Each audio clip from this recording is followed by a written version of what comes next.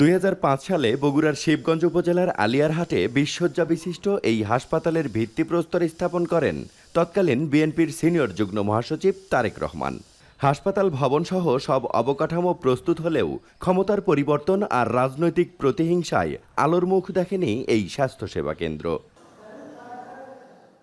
এই হাসপাতালে রোগী ভর্তি কার্যক্রম শুরুর জন্য যে সরঞ্জামগুলো আনা হয়েছিল সেগুলো নষ্ট হয়েছে স্টোর রুমেই। রোগী ভর্তি না হলেও নামমাত্র চলেছে বহির্বিভাগ সেবা। জনবল সংকটে সেখানেও ওষুধ প্রয়োগ করতেন হাসপাতালের পরিচ্ছন্নতা কর্মী। ২০ শয্যা হাসপাতাল থাকার পরে একটা ২০টা যে বেড আছে, ২০ জন যে সেবা পাবে এরকম একটা অবস্থান আছে, কিন্তু বাট এখানে চালু হয়নি।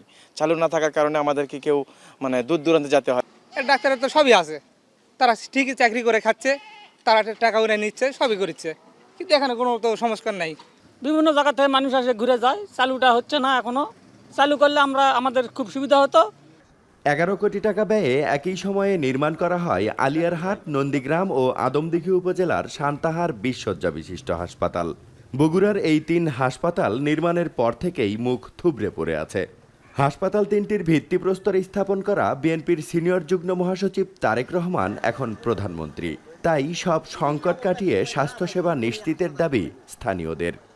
মেডিকেলটা ফাইলাচ্ছে, কোনো কাজ বাজ করেনি, কোনো রুগী টুগী ভর্তি করেনি, কোনো জিনিসপাতি হাজার পাতি আসেনি। আমাদের এই হাসপাতাল যদি চালু হয় তাহলে আমাদের গ্রামের জন্য অনেক সুবিধা হয়, সবার জন্য সুবিধা হয়।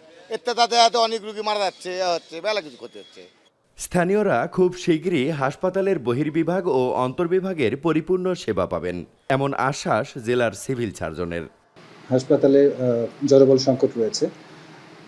আমাদের মাননীয় সচিব মহোদয় এই জনবল ঘাটতি পূরণের জন্য আমাদেরকে কথা দিয়ে গেছেন। এর পাশাপাশি লজিস্টিক সাপোর্ট, ওষুধ, অন্যান্য যন্ত্রপাতির যেসব ঘাটতি রয়েছে সেগুলো অতি শীঘ্রই পূরণ করা হবে বলে আশা করছি। এর পাশাপাশি দীর্ঘদিন ধরে এই স্থাপনাগুলো অকেজো এবং অকার্যকর অবস্থায় পড়ে থাকার কারণে বেশ কিছু জায়গায় স্থাপনা নষ্ট হয়ে গিয়েছে। সেগুলো আমাদের স্থানীয় স্বাস্থ্য প্রকৌশল অধিদপ্তরের সাথে আমরা যোগাযোগ করেছি। বগুড়ার ৩ উপজেলায় নির্মাণ করা হাসপাতাল ৩টিতে পূর্ণাঙ্গ সেবা দেওয়ার কথা ২০০৬ সাল থেকে। গেল ২ দশকে সেবা না পাওয়া মানুষগুলোর দাবি দ্রুত নিশ্চিত করা হোক গ্রামীণ স্বাস্থ্যসেবা। রাজীব সেলিম, এখন, বগুড়া।